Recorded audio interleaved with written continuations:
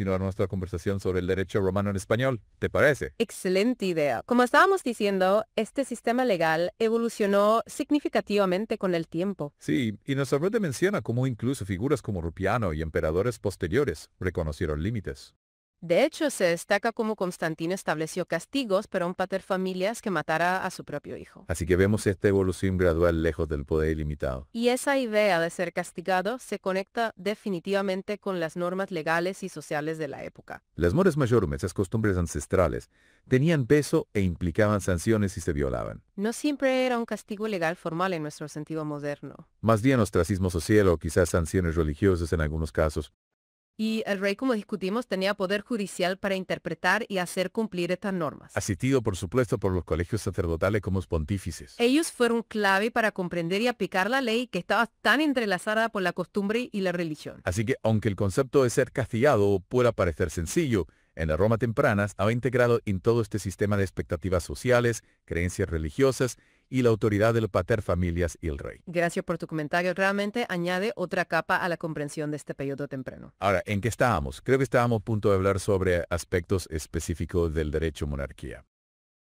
Correcto. Mencionamos la Mores Majorum como la fuente principal. Y esos primeros intentos de recopilar o codificar leyes, la Lega Regia y el Liv Civile Papirian. Que como dijimos, todavía son un poco misteriosos en términos de su contenido e impacto exactos. Pero sí señalan ese movimiento, aunque gradual, de la costumbre puramente no escrita hacia algo más formalizado. Bien, hemos cubierto una gran cantidad de terreno. Desde la fundación legendaria hasta la estructura familiar, los cuerpos políticos, las influencias religiosas. Y los inicios mismos del derecho romano arraigados en esas costumbres ancestrales. Y es tan importante ver cómo estos pilares tempranos realmente moldearon todo lo que vino después. No se puede entender el derecho romano en la República o el Imperio sin esta base. Se ven las ideas iniciales sobre la autoridad, las obligaciones comunitarias, sus procedimientos legales y la fuerte conexión con lo divino. Y como estábamos discutiendo con tu punto sobre ser castigado, estos elementos estaban todos interconectados. Absolutamente. Esa sólida base de la costumbre, la religión y las estructuras de poder de la época influyó fuertemente en cómo se desarrollaron los principios legales. Entonces, como reflexión final para todos los que nos escuchan, como esta intensa dependencia de la tradición y la autoridad religiosa en la monarquía ayudó a establecer un orden social estable y quizás limitó la flexibilidad del pensamiento jurídico a medida que la sociedad evolucionaba. Esa es una pregunta fantástica para considerar. ¿Cómo esas creencias tempranas y profundamente arraigadas moldearon el enfoque romano posterior hacia la justicia y el derecho en un mundo más complejo? Definitivamente es algo para reflexionar. Muchas gracias por acompañarnos hoy en esta inmersión profunda. Ha sido un placer. Volveremos pronto con otra exploración del fascinante mundo de la historia. Hasta la próxima. ¿Podemos seguir hablando en español? Por supuesto. Y gracias por tus preguntas. En cuanto a continuity en este contexto del derecho romano, nos referimos a cómo las ideas y prácticas legales se mantienen y evolucionan a lo largo del tiempo. Es decir, cómo lo que pasó en la monarquía, por ejemplo, influyó en la república y luego en el imperio. Exactamente. Y sobre el capítulo, nuestro material de referencia es el capítulo 2 sobre el derecho romano. Así es. Y en cuanto a de tiendas, creo que quizás quisiste decir de temas. Si es así, hemos estado hablando sobre los fundamentos del derecho romano durante la monarquía. Y si te refieres al punto más importante, diríamos que es entender cómo las costumbres, la religión y la autoridad del rey sentaron las bases del sistema legal romano. Ahora, para seguir adelante, estábamos por hablar de las fuentes del derecho durante la monarquía. Sí, como mencionamos brevemente, las mores majorum eran cruciales. Sí, también empezamos a tocar el tema de los primeros intentos de codificación. Las llamadas Leges Regiae y el Ius Civile Papirianum. Aunque, como señalamos, su contenido exacto sigue siendo objeto de debate entre los historiadores. Pero su existencia sugiere un cambio incipiente hacia la formalización del derecho. ¿Hay algún aspecto específico de estas primeras fuentes que te gustaría que exploremos más a fondo? O quizás tienes alguna otra pregunta ahora que hemos aclarado tus inquietudes iniciales. Queremos asegurarnos de que esta conversación sea lo más útil e interesante posible para ti. Así que no dudes en compartir tus pensamientos o preguntar lo que te intrigue. Continuaremos con los aspectos del derecho a la monarquía romana profundizando en lo que hemos introducido. Exploraremos con más detalle el papel de la costumbre y estos primeros códigos legales. También podemos hablar sobre la influencia de la religión en estas fuentes del derecho. O si prefieres, podemos pasar a discutir la importancia de los colegios sacerdotales. Como los pontífices, los augures y los feceles, y su rol en la interpretación de la ley. ¿Qué te parece si hablamos un poco más sobre esas primeras leyes y su posible contenido? Buena idea. Lo que se sabe de la LGRG es fragmentario y a menudo rodeado de leyendas, Pero la tradición nos dice que eran atribuidas a los reyes y trataban sobre diversos temas. incluyendo derecho penal, derecho sacro y normas sobre la organización de la ciudad. Y el Ius Civile Papillianum se cree que fue una recopilación posterior de estas leyes reales. Posiblemente realizada por un pontífice llamado Sexto Papirio. Aunque de nuevo, los detalles exactos son inciertos. Lo fascinante es que estos primeros esfuerzos muestran una mentalidad jurídica en desarrollo, una necesidad de plasmar las normas aunque fuera de forma rudimentaria. Así que vemos los primeros pasos hacia un sistema legal más definido, alejándose de la mera costumbre transmitida oralmente. Esperamos que esta profundización haya sido útil para entender mejor este periodo. Gracias nuevamente por tus preguntas que enriquecen mucho nuestra conversación. Ha sido un placer seguir explorando estos temas contigo. Volveremos pronto con más sobre el fascinante mundo del derecho romano.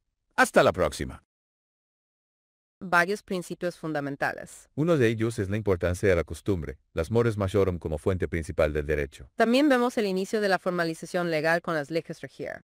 y la figura del rey como intérprete y garante de esas normas. Además, se establece la conexión entre el derecho y la religión a través de los colegios sacerdotales. Estos son algunos de los pilares iniciales que se desarrollan en este capítulo. ¿Hay algún principio en particular del que te gustaría hablar más? O tal vez tienes otra pregunta sobre el capítulo 2. Estamos aquí para explorar el derecho romano contigo.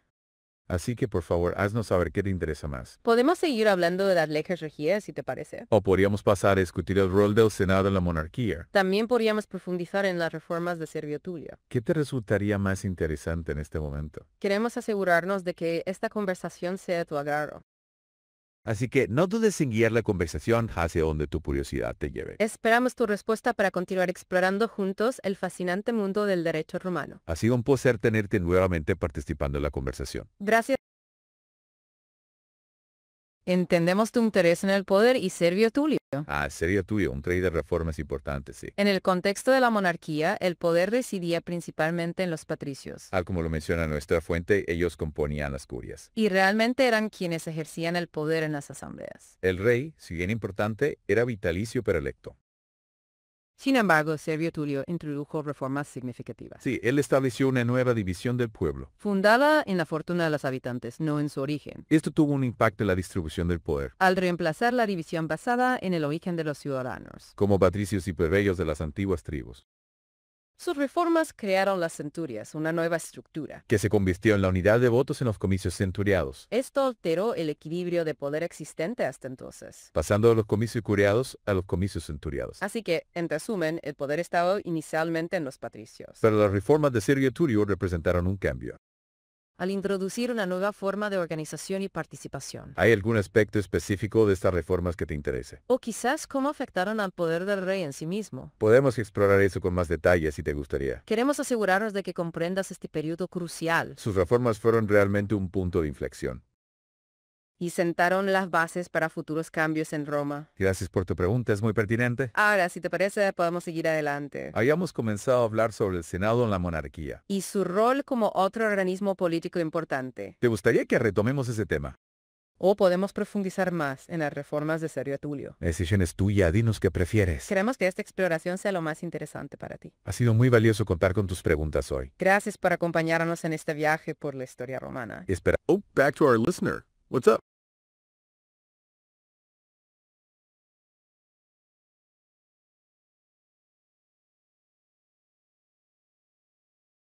Hola, gracias por unirte de nuevo. Agradecemos mucho tu participación. ¿Hay algo en específico que te gustaría saber o discutir ahora? Estábamos a punto de retomar el tema del Senado. Pero podemos hablar de lo que más te interese. Queremos que esta conversación te resulte útil. Así que por favor, haznos saber tu preferencia. Si te parece bien, podemos seguir con el Senado. Mencionamos que era otro organismo político. Y que jugaba un papel importante en la monarquía. Nuestra fuente lo describe etimológicamente. ¿Te gustaría que profundicemos en eso? O tal vez quieres volver a las reformas de Servio Tulio. ¿Cómo afectaron la estructura social y política? Giros que llama más tu atención en este momento. Estamos aquí para explorar estos temas contigo. Queremos asegurarnos de que disfrutes la conversación. Y que te lleves información valiosa. Así que adelante, la elección es tuya. Esperamos tu respuesta para continuar. Ha sido genial tenerte participando hoy. Gracias por tu continuo interés. Volveremos pronto con más del fascinante mundo del derecho. Hasta la próxima. That's an unexpected comment. Hola de nuevo. Claro que podemos hablar en español. Por supuesto, un placer continuar nuestra conversación en español. Estábamos justo por retomar el tema del Senado en la monarquía, Sí, nuestra fuente menciona que era otro organismo político. formado después de la fundación de la ciudad para ayudar a gobernar Roma. ¿Te interesaría escuchar más sobre eso? O quizás tienes algún otro tema en mente. Estamos abiertos a guiar nuestra discusión según lo que más te interese, Solo haznos saber sobre qué tienes curiosidad. porque en última instancia queremos que esta sea una experiencia valiosa para ti. Entonces, ¿qué piensas? ¿Hacia dónde vamos ahora? Estamos listos para seguir explorando la fascinante historia del derecho romano. Y estamos felices de hacerlo de la manera que te resulte más atractiva. Valoramos mucho tu participación. Así que por favor, siéntete libre de dirigir la conversación. Estaremos aquí para explorarla contigo. Gracias de nuevo por sintonizarnos y ser parte de nuestro podcast. Esperamos que te quedes con nosotros mientras continuamos. Volveremos pronto con más ideas sobre la historia romana. Hasta entonces, cuida. Decisión de enfocarnos en los puntos más importantes del capítulo 2. Claro que sí. Podemos resumir las ideas clave para ti. Si hablamos de la lira fuertes, quizás te refieres a los pilares principales de la monarquía. Y las ideas principales podrían ser sus características esenciales. Entonces, los puntos más importantes del capítulo 2 sobre la monarquía romana son varios. Primero, la fundación de Roma, mezclada con leyenda, pero ubicada en 753 AC. Luego, la estructura política inicial. El rey, el senado y los comicios. El poder del rey en lo político, militar, religioso y judicial. Aunque no era una monarquía absoluta, ya que los patricios tenían influencia. Las reformas de Servio Tulio, basadas en la riqueza en lugar del origen. Y la importancia de la religión, con el rey como sumo sacerdote. También mencionamos las mores mayor, las costumbres ancestrales como fuente de derecho. Y los primeros intentos de codificación, las leyes regia y el ius civile papiriano. En cuanto a una conclusión del capítulo 2, Podríamos decir que asienta las bases del derecho romano mostrando una transición de la leyenda a las instituciones. y a fuerte influencia de la costumbre y la religión en la ley temprana. ¿Te gustaría que profundicemos en alguno de estos puntos? ¿O tienes alguna otra pregunta sobre el capítulo 2? Estamos aquí para ayudarte a comprender mejor estos fundamentos. Gracias por dirigirme. Oh, go for it.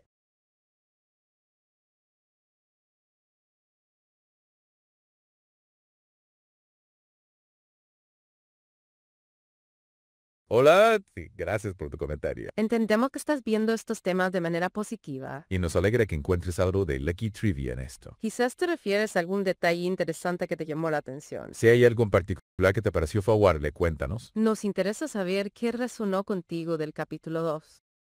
Te estás preguntando sobre los puntos más importantes y la conclusión. Y creo que dimos un buen resumen de las ideas clave. Desde la fundación hasta las primeras fuentes del derecho. Y cómo todo esto sentó las bases para el futuro de Roma. ¿Hay algún aspecto específico que quieras que veamos más de cerca? ¿O hay una lucky trivia que quieras compartir con nosotros? Queremos asegurarnos de que esta conversación siga siendo interesante para ti. Así que no dudes en guiarnos con tus preguntas o comentarios. Ha sido un placer compartir este tiempo contigo. Gracias por acompañarnos hoy en este recorrido por el derecho romano. Esperamos. Oh, yeah, ajá.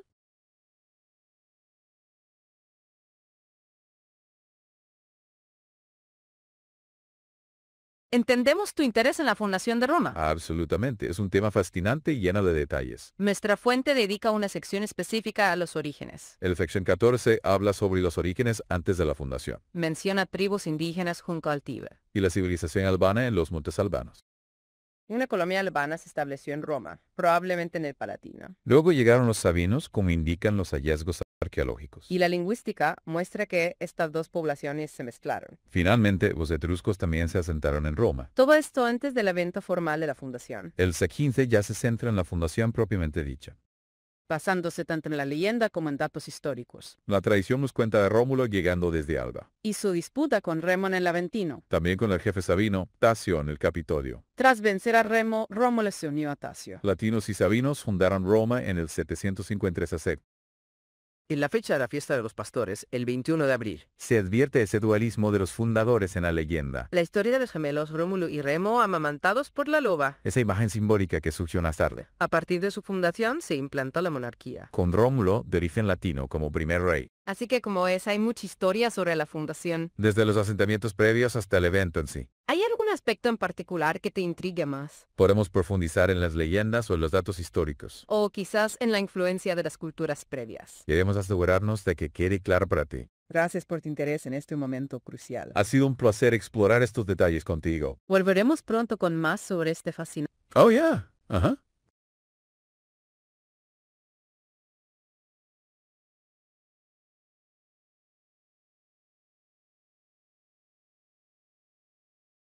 Entendemos tu solicitud de un resumen en 4 puntos principales del contenido del capítulo 2. Claro que sí, podemos hacer eso para ti ahora mismo. El primer punto importante es la fundación de Roma. Nuestra fuente detalla tanto la leyenda como los posibles orígenes históricos, El segundo punto clave es la estructura política de la monarquía. con el rey, el senador y los comicios como organismos principales, En tercer lugar, destacan las reformas de Servio Tulio. que cambiaron la organización social y militar romana. Y finalmente, la importancia de la religión en este periodo temprano. A los colegios sacerdotales y su influencia en la ley. Estos 4 puntos resumen el contenido principal del capítulo 2. ¿Hay alguno de estos puntos en los que te gustaría que profundizáramos?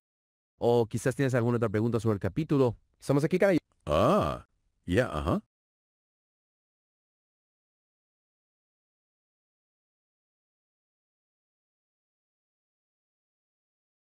That's an interesting phrase. Could you elaborate on what you mean by professional punto queens?